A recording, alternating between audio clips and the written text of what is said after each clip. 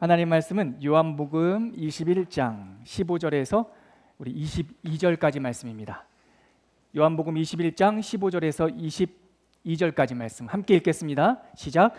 그들이 조밥 먹은 후에 예수께서 시몬 베드로에게 이르시되 요한의 아들 시몬아 내가 이 사람들보다 나를 더 사랑하느냐 하시니 이르되 주님 그러하나이다. 내가 주님을 사랑하는 줄 주님께서 아시나이다.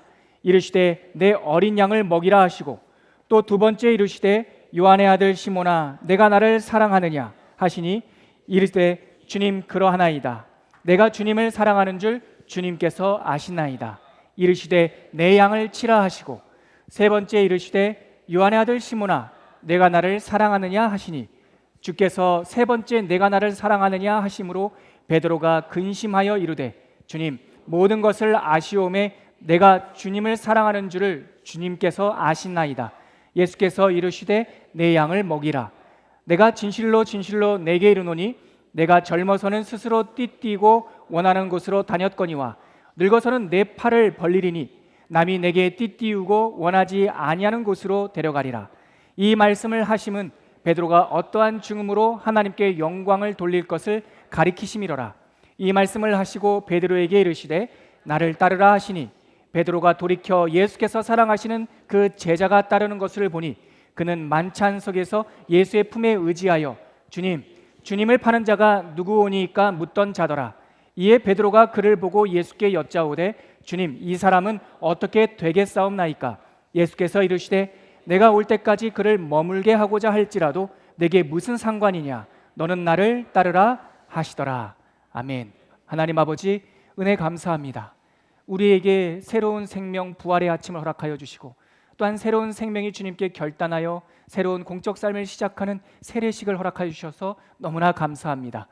이 새로운 세례를 받는 10명의 영혼들뿐만 아니라 이곳에서 예배드리는 모든 사람들이 말씀의 세례, 성령의 세례, 은혜의 세례 받게 하여 주옵소서.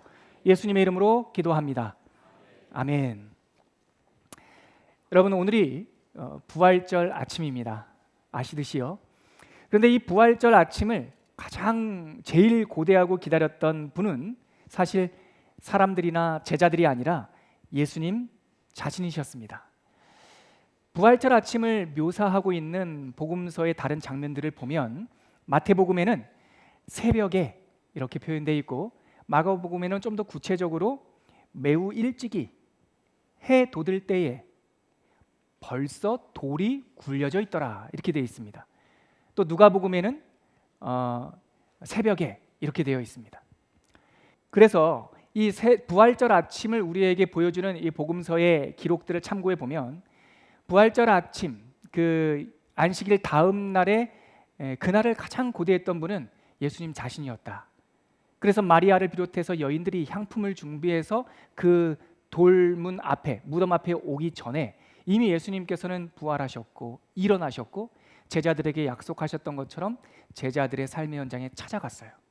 요한복음에 보면 3번 정도 예수님께서 그룹들에게 나타나는데 첫 번째가 그 유대인들이 두려워서 다락방에 숨어있던 제자들에게 나타나셔서 샬롬 너에게 평강이 있을지어다 말씀해 주셨고 또 숨을 내쉬시면서 성령을 받으라 말씀하셨습니다.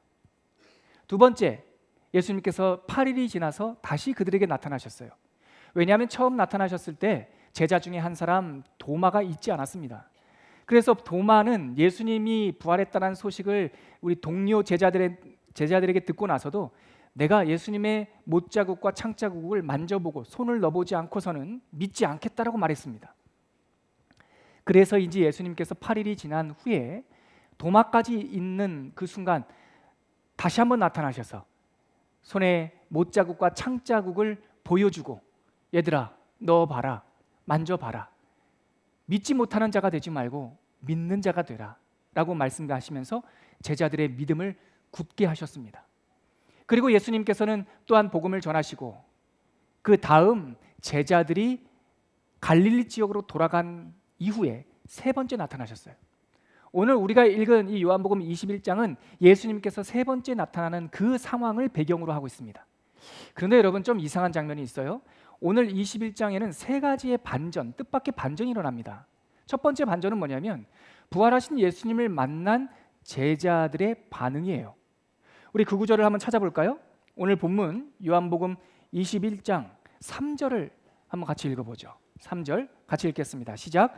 시몬 베드로가 나는 물고기 잡으러 가노라 하니 그들이 우리도 함께 가겠다 하고 나가서 배에 올랐으나 그날 밤에 아무것도 잡지 못하였더니, 부활하신 예수님을 두 번이나 만나고 그의 손에 못자국과 창자국을 본, 경험하고 만지고 그의 말씀을 들은 제자, 그 가운데 특별히 베드로가 하는 반응이 반전입니다. 물고기 잡으러 가겠대요. 나는 물고기 잡으러 갈래. 이게 왜 반전인 줄 아십니까? 우리가 베드로의 성정을 잘 알고 있기 때문이에요. 베드로는 어떤 사람입니까? 예수님께서 마태복음 14장에 물 위를 걸어오실 때 과연 정말 주님이시라면 나로 하여금 물 위를 걷게 하소서라고 주님을 의심하면서 도전했던 사람이 바로 베드로입니다. 또한 베드로가 어떤 사람입니까? 마태복음 16장에서 내가 예루살렘에 들어가 장로들과 서기관들과 종교 지도자들에게 고난을 받아 십자가에 달리리라 라고 예언하셨을 때조차 예수님을 붙잡고 어사이드, 벽에 밀어붙인 다음에 선생님, 지금 무슨 말씀하시는 거예요? 우리가 당신을 2년 반 동안 따라다니는 게 죽으려고 따라다닌 겁니까? 그리하지 마옵소서. 성경에 보니까 예수님을 꾸짖었다라고 되어 있습니다. 예수님을 꾸짖은 자가 베드로입니다. 심지어 예수님께서 마지막 만찬을 하실 때 너희들이 다 나를 피하고 팔고 도망하리라 라고 말씀하셨을 때 다른 제자들은 다 도망할지라도 나는 예수님을 버리지 않겠나이라고 장담했던 사람이 바로 베드로입니다. 여러분, 이러한 적극적인 태도를 갖고 있던 사람, 자신만만했던 사람, 이 베드로가 진짜 예수님께서 말씀하신 대로 부활하신 것을 보았고 그의 손자국에 가짜가 아닌 진짜 손에 못자국과 허리에 창자국을 만져보았고 예수님의 그 사실이 진짜임을, 다시 말해서 하나님의 아들임을, 본인이 하나님이심을 지금 눈앞에서 명백히 봤는데 물고기 잡으러 가겠다는 거예요. 우리가 평소에 알고 있는 사도 베드로의 스타일하고 완전히 달라요. 여러분, 제가 춘향전을 읽어보니까 재밌는 장면이 있어요. 그 미스 춘향의 엄마 미세스 월매 있지 않습니까? 이 월매 춘향전 원전을 보면 이 이몽룡이 과거 급제했지만 암행어사로 그 마을에 와서, 남원에 와서 남루한 모습으로 오니까 내가 낙방했습니다, 가진 것이 다 없습니다라고 볼품없는 모습으로 오니까 이 월매가 얼마나 구박하는지 몰라요. 밥을 내주지도 않고 저 문간방에 처음에 먹으라고 했다가 나중에는 그 문 바깥으로 밀어내고 막 소금 뿌리고 그러거든요. 근데 나중에 암행어사 출도요 하고 나니까 본인이 암행어사의 장모가 될 상황이잖아요. 그 장면을 춘향전에서는 어떻게 표현하고 있냐면, 이게 좀 전라도 사투리긴 한데 이거 하면 안 되겠습니다. 왜냐면 우리가 욕으로 느끼 이분 보소, 이분이라고 안 하고 하여튼 이분 보소, 그 코가 처마에 달릴 정도로 높이 들리고 속것이 보일 정도로 치마를 휘저으며 양반이 걷듯이 팔자금으로 걸으면서 거들먹거리기가 이루 말할 수 없다라고 표현되어 있어요. 여러분, 괄세하던 예비 사위가 암행어사만 돼도 코가 위로 올라가고 목이 굳어지고 치마 속것이 보일 정도로 휘젓고 다니는데 하나님이었단 말이죠, 예수님이. 그리고 그 하나님의 제자가 우리란 말이에요. 내가 그리고 수제자야. 이 정도 되면은요, 사대문 사거리에 나와가지고 나를 보시오, 내가 바로 이분의 수제자요라고 떠들고 다녀도 10번이나 했을 법한데 베드로의 반응이 이상한 거죠. 베드로가 나는 물고기 잡으러 갈래 이야기해요. 근데 어쩌면요, 춘향전과 같은 소설은 그러한 스토리로 이어갈지 모르겠지만 진짜 사실 리얼리티는 베드로의 모습이 가깝습니다. 우리가 생각하고 우리가 상상하는 선생님, 상상하는 스승을 만나면 내 목이 굳어지지만 진짜 하나님을 만나면 내가 어떠한 존재인지를 깨닫기 때문에 나대지 않습니다. 진짜 하나님을 만나면 겸손해집니다. 나 물고기 잡으러 갈래? 이런 고백밖에 드릴 수가 없습니다. 여러분, 일본인 최초의 우주인 그 사람은 과학자가 아니었어요. 일본 방송 TBS의 저널리스트, 기자였어요. 이 사람을 훈련을 잘 받아서 일본이 기술이 없었을 때 러시아의 우주선을 태워서 마치 우리나라처럼 처음으로 최초의 우주인으로 우주에 나간 사람이에요. 그 사람의 이름이 아키야마 토요히로예요. 근데 이 저널리스트이자 일본 최초의 우주인이 우주에 갔다 오고 나서 한 결정이 뭔지 아십니까? 낙향하는 거였어요. 자기가 과학자임에도 불구하고 아는 척하지 않았고, 자기가 저널리스트, 기자임에도 불구하고 모든 세상 이치를 다 보고 고발한다고 생각했던 기자였음에도 불구하고 우주에 다녀와서 떠들고 다녀도 100번이나 했을 텐데 자기의 역할만 딱 하고 나서 고향으로 내려가서 농사를 지었습니다. 한동안. 어쩌면 제자들의 심정이 우주에서 지구를 본 이 사람, 큰 우주에 비한다면 지구는 조그만하고 지구에 비한다면 본인들이 대일본 제국이라고 말했던 일본 열도도 조그만하고 자기는 그 열도 안에 사는 먼지와 같은 존재이고 이 사실을 실제로 보았어요. 보니까 그 작은 점 안에 있는 먼지와 같은 존재임을 깨달은 이 아키야마는 보다 충격적인 깨달음으로 고향에 내려가서 농사를 지었어요. 어쩌면 제자들의 심정이 이 아키야마 씨의 심정이 아닐까. 위대하신 하나님, 나는 물 위를 걸을 수 있는 서커스하는 사람이 아니라 나는 인간이구나. 나는 똥작대기와 같구나. 나는 볼품없구나. 나를 깨닫고 제자들이 베드로가 나는 고기 잡으러 갈래. 그래서 진짜 고기 잡으러 갔습니다. 그런데 베드로가 리더십이 있었어요. 혼자만 가면 될걸. 제자들 6명을 다 데리고 가요. 2절 보세요. 21장 2절. 시몬 베드로와 디두모라 하는 도마, 그 만져본 도마와 또한 갈릴리 사람 나다나엘. 나다나엘은 뭔 죄입니까? 이 사람은 어부가 아니거든요. 따라갔어요. 그리고 세베대의 아들 요한과 야고보, 그리고 다른 제자 둘, 다시 말해서 베드로를 포함해서 7명의 제자가 물고기 잡으러 갔어요. 그런데 3절 하반절에 보니까 그날 밤 아무것도 잡지 못했어요. 그런데 부활하신 주님께서 그 갈릴리 아무것도 잡지 못한 그날 밤 그들을 찾아오셨어요. 그리고 해변가에서 멀리 빈배로 있는 제자들에게 묻습니다. 21장 5절 말씀 한번 찾아보시겠습니까? 같이 한번 읽죠. 시작. 예수께서 이르시되 얘들아 너희에게 고기가 있느냐. 여러분, 이 예수님의 물음에 집중하십시오. 빈배, 고기 잡으러 간 제자들에게 주님께서 묻습니다. 얘들아 너희들에게 고기가 있느냐. 초원의 성도들아 고기가 있느냐. 너희들의 인생에 고기가 있느냐. 그래 50, 60 잘 살았다. 고기가 있느냐. 제자들이 대답합니다. 없나이다. 그때 그 순간 예수님하고 가장 가까운 자리에 있었던 사도 요한, 예수님께서 사랑하시는 제자라는 별명이 있었던 요한이 넌지시 보니까 그 밤 늦도록 동쪽에서 해가 뜨는 것을 보니까 해변에서 걷고 있는 주님이, 그 사람이 예수님인 거예요. 그래서 요한이 말합니다. 주님이시다. 그 말을 듣고 베드로가 의외의 또 한 번의 반전의 행동을 합니다. 우리 7절 한번 같이 읽어보겠습니까? 7절 시작.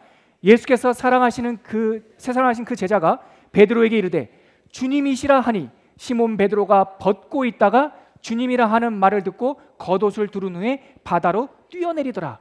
여러분, 이것도 반전이고 이상한 장면이에요. 의외의 장면이에요.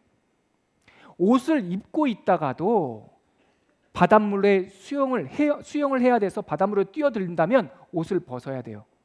그렇죠? 근데 오늘 성경은 뭐라고 되어 있습니까? 벗고 있다가 주님이시다 하는 말을 듣고 성급히 뛰어내리지 않고 옷을 갖춰 있습니다. 의관을 바르게 합니다. 그리고 물속에 풍덩 뛰어듭니다. 자기가 걷고 싶었던 그 갈릴리 바다, 자기가 예수님이 흉내내어서 서커스처럼 걷고 싶었던 그 바다 안으로 풍덩 뛰어들고 막 수영을 해서 주님께 갑니다. 주님께서 고기 있니? 몇 마리 좀 갖고 와봐. 몇 마리 고기가 있었던 것 같습니다. 그 고기를 갖고 오니 주님께서 숯불을 켜놓고 고기를 구우면서 딱 제자들에게 하신 말씀이 밥 먹자. 뭐라고 말씀하셨다고요? 중요한 말씀이에요, 여러분. 성경에는 조반을 먹으라 이렇게 되어 있지만 이거는 문어체니까 구어체로 예수님께서 조반을 먹어라 이렇게 했습니까? 뭐라고 말씀하셨을까요? 밥 먹자. 이게 사랑입니다, 여러분. 주님께서 우리들에게 말씀하실 일 많지만 밤새도록 수고한 제자들에게 하신 말씀, 밥 먹자 얘들아. 그리고 함께 식사를 하시는 거예요. 가시도 발라주고 이거 먹어, 이거 먹어. 그렇게 식사하신 후에 주님께서 한 사람하고 해결할 게 있었습니다. 그 사람이 누굽니까? 미스터 베드로. 그 사람을 불렀죠. 그래서 말씀하신 내용이 오늘 우리가 읽은 본문입니다. 그 본문 한번 읽어볼까요? 15절입니다. 시작. 그들이 조반 먹은 후에 예수께서 시몬 베드로에게 이르시되 요한의 아들 시몬아 네가 이 사람들보다 나를 더 사랑하느냐 하시니 이르되 주님 그러하나이다. 내가 주님을 사랑하는 줄 주님께서 아시나이다. 조반을 먹은 후에 예수께서 베드로에게 말씀하시는 거예요. 요한의 아들 시몬아 네가 이 사람들보다 나를 더 사랑하느냐. 이 사람들보다 나를 더 사랑하느냐. 비교급의 문장을 쓰셨어요. 이거는 예수님의 문법이 아니라 베드로의 문법입니다. 베드로는 늘 비교하기를 좋아했어요. 우선되기를 좋아했고 나서기를 좋아했어요. 베드로의 말투로 예수께서 묻습니다. 네가 이 사람들보다 나를 더 사랑하느냐? 베드로가 용기 있게 대답합니다. 주님, 그렇습니다. 예스, 맞습니다. 내가 주님을 사랑하는 줄 주님께서 아십니다. 주님께서 아십니다라고 하는 신앙 고백을 했지만 주님께서 아십니다 앞에 자기가 있습니다. 예, 내가 주님을 사랑합니다. 내가 주님 사랑하는지 주님께서 아십니다. 그랬더니 주님께서 이 미련한 대답을 듣고서도 사명을 주십니다. 내 어린 양을 먹이라. 내 어린 양을 먹이라. 네. 그 다음에 또 한 번 예수님께서 묻습니다. 16절 같이 읽을게요. 시작. 또 두 번째 이르시되 요한의 아들 시몬아 내가 나를 사랑하느냐 하시니 이르되 주님 그러하나이다. 내가 주님을 사랑하는 줄 주님께서 아시나이다. 이르시되 내 양을 치라 하시고 두 번째 물으실 때는 비교급이 사라집니다. 이 사람들 보다가 아니라 그냥 묻습니다. 네가 나를 사랑하느냐. 그랬더니 베드로의 답변은 똑같습니다. 네, 그럼요. 내가 주님 사랑합니다. 내가 주님 사랑하는 줄 주님께서 아십니다. 주님께서 안다라는 것보다 자기의 의지, 자기의 생각이 여전히 앞서 있습니다. 그럼에도 불구하고 이러한 두 번에 걸친 미련한 답변에도 불구하고 예수님께서는 베드로에게 사명을 줍니다. 내 양을 치라. 때리라라는 뜻이 아니에요, 여러분. 치라라는 말이 원전 성경에 보면 포이마이노, 포이맨, 이게 뭐냐면 목자, 돌보다라고 하는 뜻이에요. 사도행전 20장에 보면 사도 바울이 에베소 장로들을 불러다가 목회 권면을 하는데 이런 권면을 해요. 20장 28절 제가 빠르게 읽어드릴 테니까 한번 들어보세요. 사도 바울이 장로님들과 에베소 목사들에게 하는 권면입니다. 여러분, 자기를 위하여 또는 온 양떼를 위하여 삼가하십시오. 성령이 그들 가운데 여러분들을 목사로 감독자로 세우셨습니다. 하나님이 자기 피로 사신 교회를 보살피게 하셨습니다. 여기서 보살피다라는 말도 포이마이노 같은 말이에요. 내 양을 치라라는 말과 같은 말이에요. 다시 말해서 내 양을 치라라고 하는 이 두 번째 사명은 같은 사명. 내 양을 먹이라는 것과 같은 사명. 어떻게 하는 거죠? 내 양들을 보살피라. 내 양들을 돌보라. 내 양들을 지키라 말씀하신 거예요. 그랬는데 아직까지도 베드로가 못 알아들으니 세 번째 예수님께서 물으세요. 그 말씀이 17절에 있습니다. 같이 읽겠습니다. 시작. 세 번째 이르시되 요한의 아들 시몬아 네가 나를 사랑하느냐 하시니 주께서 세 번째 네가 나를 사랑하느냐 하심으로 베드로가 근심하여 이르되 주님 모든 것을 아시오매 내가 주님을 사랑하는 줄을 주님께서 아시나이다. 예수께서 이르시되 내 양을 먹이라. 세 번째 요한의 아들 시몬아 네가 나를 사랑하느냐 물어요. 세 번째 묻는 이 장면을 어떤 설교자들과 또 신앙의 선배님들은 어쩌면 왜 세 번 물으셨을까? 아마 베드로가 예수님께서 잡히시던 날 밤 세 번 부인했기 때문에 세 번 묻지 않으셨을까? 저도 어렸을 때는 굉장히 감동을 받았습니다. 근데 곰곰이 생각해 보니까 우리 주님께서 무슨 이렇게 대칭으로 갚아주시는 분도 아니고 세 번 부인했으니까 세 번 물으셨다기보다 그냥 상식적으로 생각하시자고요. 왜 세 번째 계속 물으셨을까요? 미련하니까, 못 알아들으니까, 네가 나를 사랑하느냐 물으셨을 때 네, 그럼요. 계속 그렇게 자기의 의지가 앞서니까 주님께서 세 번째 물었어요. 어쩌면 세 번째에도 그럼요, 제가 이 모든 사람들보다 주님을 더 사랑합니다 이랬으면 주님은 아마도 네 번째, 다섯 번째, 여섯 번째 계속 물으셨을 거예요. 왜 그렇습니까? 주님은 우리를 포기하지 않으세요. 계속 하나님의 진리 가운데, 바른 것 가운데 들어오시기를 원하시는 거예요. 세 번째 물으니까 어떻게 돼 있어요? 베드로가 근심하여 이르되, 세 번째 물으니까 이 근심하다는 말이 걱정했다는 것이 아니라 골똘히 생각했다는 거예요. 깊게 생각했다라는 거예요. 깊게 생각해서 말씀하시되 주님께서 세 번째 나를 물으셨단 말이지. 고민한 끝에 이런 대답을 합니다. 주님, 모든 것을 주님이 아십니다. 내가 주님을 사랑하는 것조차 주님이 아십니다. 답변이 달라졌죠? 예. 내가 주님을 사랑한다라고 하는 고백이 아니라 주님이 다 아십니다. 내 마음조차 주님이 다 아십니다. 이렇게 고백하고 있는 거예요. 그랬더니 드디어 주님께서 마지막 내 양을 먹이라, 그 첫 번째 사명을 다시 주시는 거예요. 내 어린 양, 어리다라는 말과 연약하다는 말은 같은 말이에요. 내 연약한 양들을 먹여라. 내 양들을 돌보아라. 내 양들에게 먹을 것을 주어라 라고 하는 사명을 받는 베드로가 된 것이죠. 예수님께서 이렇게 사명을 베드로에게 선언하신 후에 그의 인생에 대한 예언을 주십니다. 사명자는 이제 내 계획대로 사는 것이 아니라 하나님의 말씀을 따라 삽니다. 그것을 가리켜서 예언이라 합니다. 여러분, 예언의 은사 원하신다면 받으시길 바랍니다. 이 예언이 근데 점치는 게 아닙니다. 성경에서 말하는 예언의 은사라고 하는 것은 말씀을 받은 자입니다. 말씀을 받아서 그 말씀을 쫓아 살아가는 사람, 예언, 말씀, 하나님의 계시적 메시지를 쫓아 살아가는 사람들입니다. 사명을 받으니까 예수님께서 베드로에게 말씀을 주십니다. 그 말씀이 18절에 있습니다. 같이 읽을게요. 시작. 내가 진실로 내게 이르노니 내가 젊어서는 스스로 띠뛰고 원하는 곳으로 다녔거니와 늙어서는 내 팔을 벌리리니 남이 내게 띠띠우고 원하지 아니하는 곳으로 데려가리라. 이 말씀이 뭡니까? 사명을 받은 후에, 사명받은 사람은 사적인 삶을 졸업하고 공적인 삶으로 들어간다는 뜻입니다. 여러분, 하나님의 사명을 받기 전에는 인생이 내가 주인인 줄 알았어요. 그래서 내 마음대로 살았고 내 계획대로 살았어요. 그런데 하나님의 사명을 받은 사람은 이제 그 내가 주인된 삶을 졸업하고 하나님이 주인된 삶으로 들어가는 것입니다. 방금 세례를 받았지요. 8명의 성인들이 주님을 고백하고 내가 죄인이며 주님께서 우리의 주인이시며 내가 예수 그리스도를 통해서 구원받을 수밖에 없다는 것을 고백했습니다. 공적인 삶이 시작된 거예요. 여러분, 공적인 삶이란 사회복지적 삶, 도덕적 삶을 의미하는 것이 아니라 주님을 따르는 삶을 의미하는 거예요.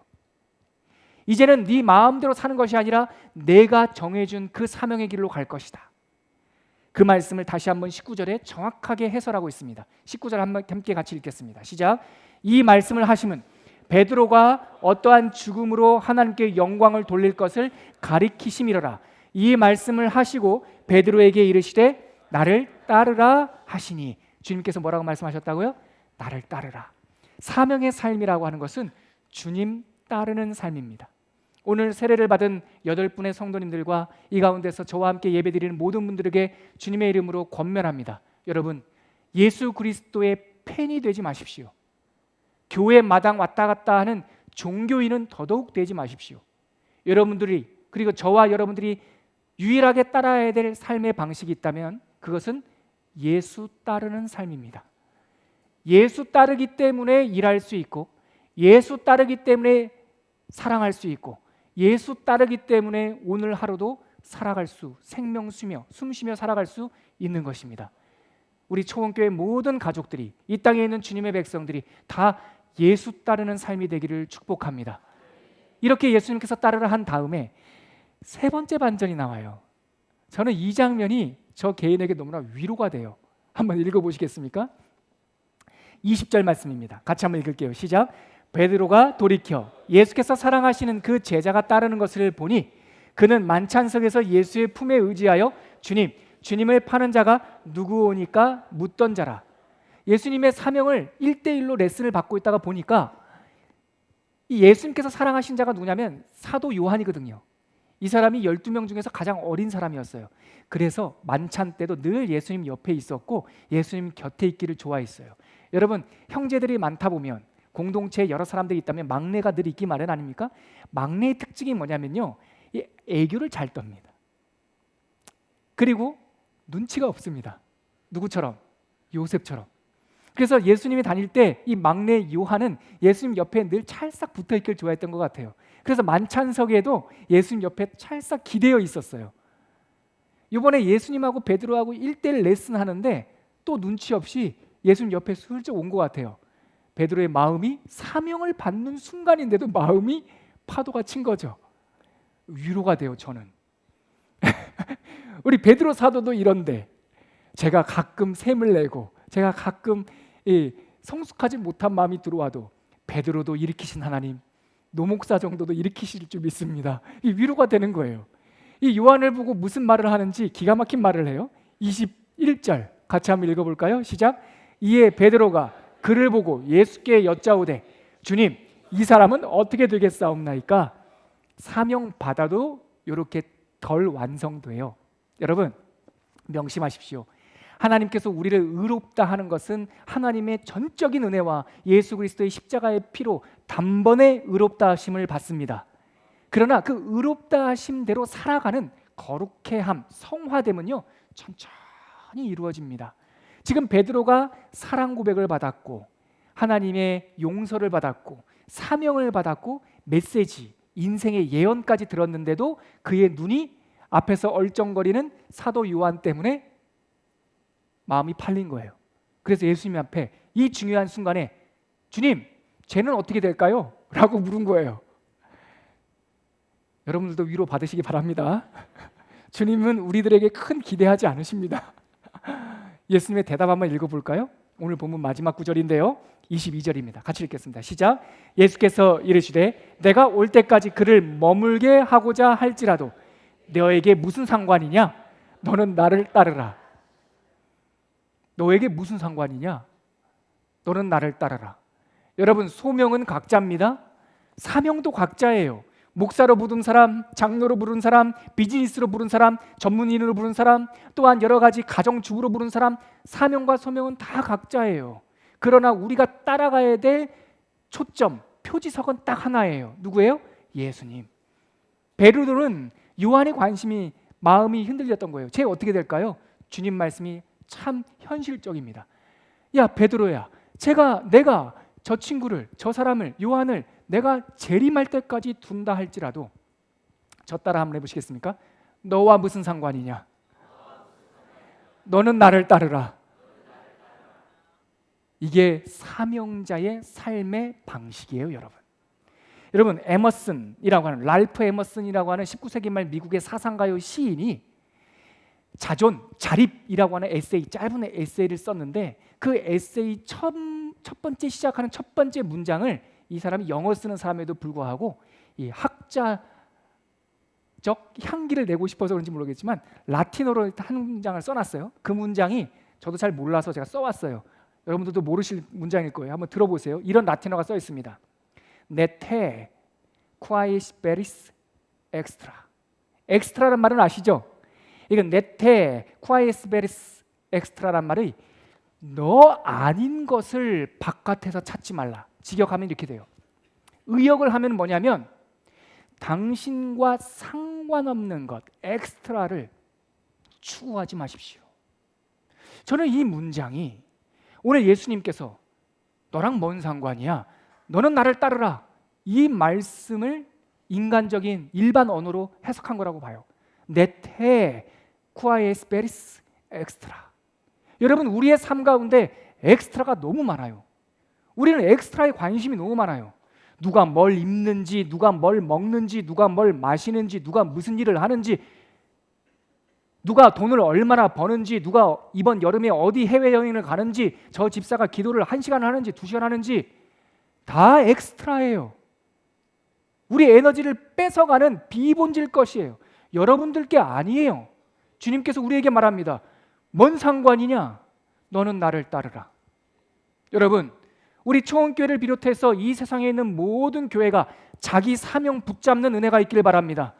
내 것 찾으면 남이 관심 없어요. 내 거 알면 그것 따라 쭉 따라가는 거예요. 나도 주님을 바라보고, 김장로님도 주님을 바라보고, 권집사님도 주님을 바라보고, 우리 박권사님도 주님을 바라보면 우리가 사명과 소명은 각자이지만 결국은 천국에서 다 만날 줄 믿습니다. 여러분, 여러분들의 에너지를 빼나가는, 우리들의 사명을 흐릿하게 만드는 엑스트라를 과감하게 거절하시길 바랍니다. 주님만 바라보시고 사명만 바라보시고 누구와 절대로 경쟁하지 않으며 너는 나를 따르라, 너는 나를 따르라, 그 사명으로 한 길 달려가는 부활의 아침을 맞이한 초원교회 성도들 되시기를 주의 이름으로 축원합니다. 이 시간 함께 기도할 때 세 가지 메시지 붙잡으시길 바랍니다. 네가 나를 사랑하느냐? 네, 주님이 아십니다. 또 주님이 말씀하십니다. 공적인 삶을 살아라. 아멘, 그렇게 살겠습니다. 주님께서 우리의 삶의 방식을 알려주십니다. 네가 무슨 상관이냐? 너는 나를 따르라. 사랑과 공적인 삶과 주님 따르는 삶 되게 해달라고 이 시간에 간절히 주님께 기도하겠습니다. 하나님 아버지, 은혜 감사합니다. 주님, 우리가 사랑하는지, 우리 마음속에 뭐가 들어있는지 주님 다 아십니다. 주님, 우리 가운데 하나님의 사랑을 부어주시옵소서. 이제는 사적인 삶을 결별하고 졸업하고 하나님 아버지와 사명을 위한 공적인 삶에 들어가게 하여 주시옵소서. 엑스트라에 관심 갖지 않도록 도와주십시오. 내 것 아닌 것에 조금이라도 마음 뺏기지 않도록 도와주시고 사명을 붙잡고 예수님의 뒷모습 쫓아가는 우리 모든 사람이 되게 하여 주시옵소서. 아버지 하나님, 은혜 감사합니다. 부활의 아침, 갈릴리에 고기 잡는 우리들, 빈털터리인 우리들, 파산한 우리들에게 찾아오셔서 사랑을 전하여 주시고 공적인 삶으로 초청하여 주시고 하나님의 사명자의 삶의 길을 열어주시니 감사합니다. 우리가 이제는 어느 누구와도 경쟁하지 않고 어떤 엑스트라에도 눈길 뺏기지 않고 주님의 뒷모습만 쫓아가게 하여 주옵소서. 우리를 사명의 길로 부르신 예수님의 이름으로 기도하옵나이다. 아멘.